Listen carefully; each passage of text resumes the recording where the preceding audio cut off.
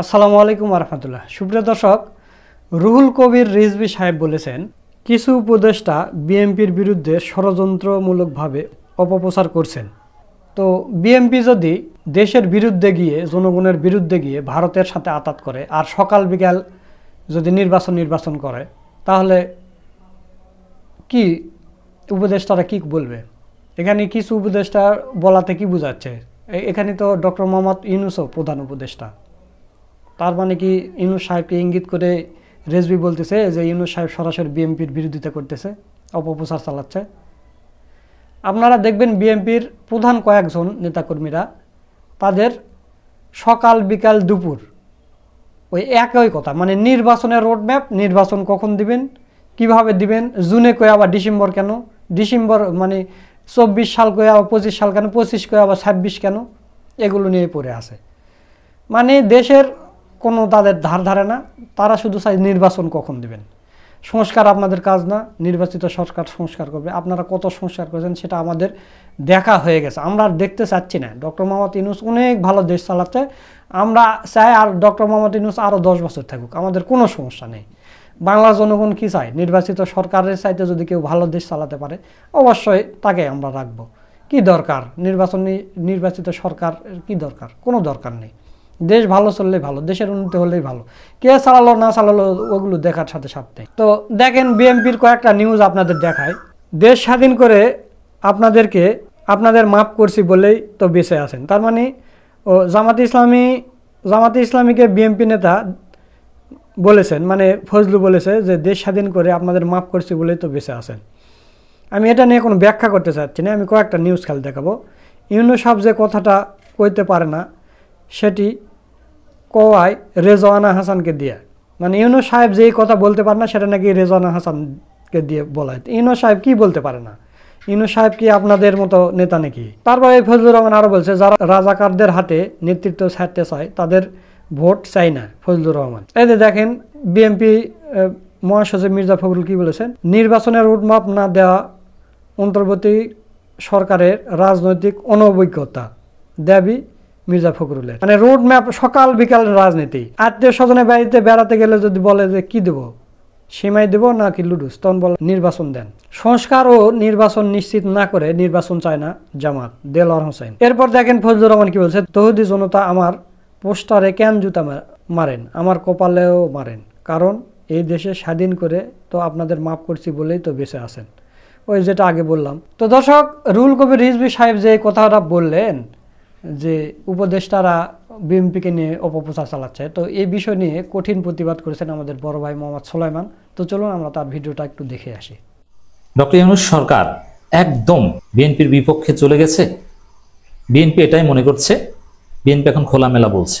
অন্যদিকে জনগণের সমালোচনায় বিদ্ধ হয়ে বিএনপি এখন ইউটার্ন নিচ্ছে যে না, এতদিন বলছে যে আগে নির্বাচন সংস্কার করবে পার্লামেন্ট, এখন বলছে না আমরা এটা বলিনি, এটা ভুল ব্যাখ্যা দেওয়া হচ্ছে। ঠিক আছে, রুহুল কবির রিজভী বলেছেন স্পষ্ট কথা, দেখেন এটা অস্বীকার করার কোনো সুযোগ নেই।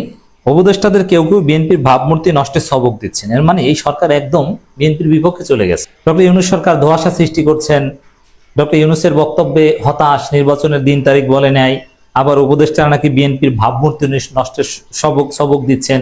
তাহলে কি দাঁড়ায়? এই সরকার একদম বিএনপির বিরুদ্ধে চলে গেছে, বিএনপি এটা মনে করছে না, এটা ঠিক না।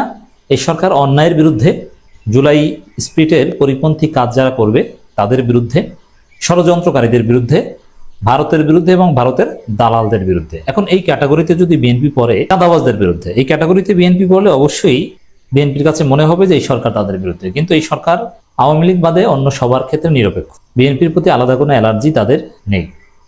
তো বিএনপি তো সকাল সন্ধ্যা জিকির করছে, তাদের নাকি মাইনাস করার চেষ্টা করা হচ্ছে, মাইনাস বিএনপি ইত্যাদি ইত্যাদি। এর মানে বিএনপির আন্ডারস্ট্যান্ডিং হচ্ছে যে এই সরকার একদম তাদের বিপক্ষে, কিন্তু এই বিষয়টা ঠিক নয়। এই সরকার তাদের বিপক্ষে নয়, তবে এই যে অন্যায়ের বিরুদ্ধে, ভারতের দালালদের বিরুদ্ধে, এ কারণে মনে হয় যে সরকার তাদের বিরুদ্ধে।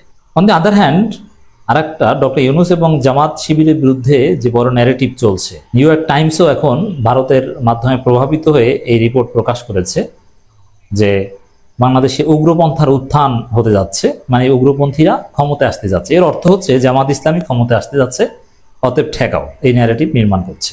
অথচ কোনো তথ্য প্রমাণ নেই কোথায় কি ফুটবল খেলায় বাধা দিয়েছে, এতেই নাকি উগ্রপন্থার উত্থান হয়েছে। কাকে নাকি ওড়না ঠিক করতে বলেছে, এতে নাকি উগ্রপন্থার উত্থান হয়েছে। অথচ এইগুলোর কঠিন বিচার হয়েছে এবং ফুটবল খেলা চলছে, যারা বাধা দিয়েছিল তারা সবাই সরি বলছে, কোনো সমস্যা হচ্ছে না। অথচ বলছে যে উগ্রপন্থার উত্থান, মানে আসলে ওই জামাত ইসলামী ক্ষমতায় আসছে ইসলামপন্থীরা, এটাই হচ্ছে তাদের আপত্তির জায়গা। উপদেষ্টাদের কেউ কেউ বিএনপির ভাবমূর্তি নষ্টের সবক দিচ্ছেন। কেউ কেউ বলছেন যে বিএনপির আবার ভাবমূর্তিটা কোথায়, এটা আবার নষ্ট করার কি আছে, ভাবমূর্তি সম্মান থাকলে সে নষ্ট করে, এদের সম্মান আছে নাকি? 5 আগস্টের পরে নিজেরা মারামারি করে 48 জন নিহত হয়েছে। দিন দিন আমি কথা বলতে বলতে হয়তো উইকেট আরো পড়েছে, চাঁদাবাজি করে যা করেছেন। আপনাদের ভাবমূর্তিটা কোথায় ভাই? আপনাদেরকে মানুষ মনে করে ভারতের দালাল। আপনাদের লোকজন মারা গেলে আলহামদুলিল্লাহ বলে, মির্জা ফখরুল অসুস্থ হয়ে হাসপাতালে গেছেন, তাতেও জনগণ খুশি হয়। তা আপনাদের ভাবমূর্তিটা কোথায়? আওয়ামী লীগের সাথে পার্থক্য এই 8 মাসে আপনারা হারিয়েছেন জনগণের কাছে। যাই হোক দর্শক, এই যে নিউ ইয়র্ক টাইমস বা ভারতের যে ন্যারেটিভ যে বাংলাদেশে উগ্রপন্থার উত্থান হচ্ছে, এটা হচ্ছে ওই জামাত ঠেকাও, ডক্টর ইউনূস ঠেকাও, ডক্টর ইউনূস সুদখোর মৌলবাদী, অতএব তাদেরকে ঠেকাও। তো এই ন্যারেটিভে বা এই তৎপরতায় কিন্তু তারেক রহমান আছেন, কারণ তারেক রহমান নিজে বলেছিলেন, এটা আমাদের খেয়াল করতে হবে, মনে রাখতে হবে। তারেক রহমান কিছুদিন আগে বলেছেন ধর্মীয় উগ্রবাদ নিয়ন্ত্রণ করতে হবে, এই জন্য দ্রুত নির্বাচন, তার এই শব্দ বলেছেন, ধর্মীয় উগ্রবাদ নিয়ন্ত্রণ। অথচ এটা বিএনপির কোনো ভাষা না, এই ধর্মীয় উগ্রবাদ নিয়ন্ত্রণ এটা আওয়ামী লীগের রাজনীতির ভাষা। ধর্মীয় উগ্রবাদ নিয়ন্ত্রণের কথা বলছেন তারেক রহমান, এখন নিউ ইয়র্ক টাইমস ভারত এই ন্যারেটিভ প্রচার করছে, তাহলে বুঝতে পারছেন যে এর নেপথ্যে তারেক রহমান থাকতে পারে। এবং এই রিপোর্টে বিএনপি খুশি, যদিও বিএনপি বলছে, রিজভী বলছে যেটা মিথ্যা, কিন্তু বিএনপির ইউটিউবাররা কিন্তু আগেই প্রচার করেছে যে না, ঘটনা সত্য, এই সরকার নিয়ন্ত্রণ করছে না উগ্রবাদীদের, এজন্য নির্বাচন দরকার। অন্তর্বর্তী সরকারের কিছু কিছু উপদেষ্টা বিএনপির ভাবমূর্তি নষ্টে নানান সবক দিচ্ছেন বলে অভিযোগ করেছেন বিএনপির সিনিয়র যুগ্ম মহাসচিব রুহুল কবির রিজভী। তিনি বলেন, দলের নাম ভাঙিয়ে যারা অনৈতিক কাজ করছে তাদের বিরুদ্ধে কঠোর ব্যবস্থা নেওয়া হচ্ছে। ওই ব্যবস্থা নেওয়া হচ্ছে, ব্যবস্থা তো ভোতা ভাই, এতে তো কোনো কাজ হয় না, এই ব্যবস্থায় তো কোনো অগ্রগতিই নেই।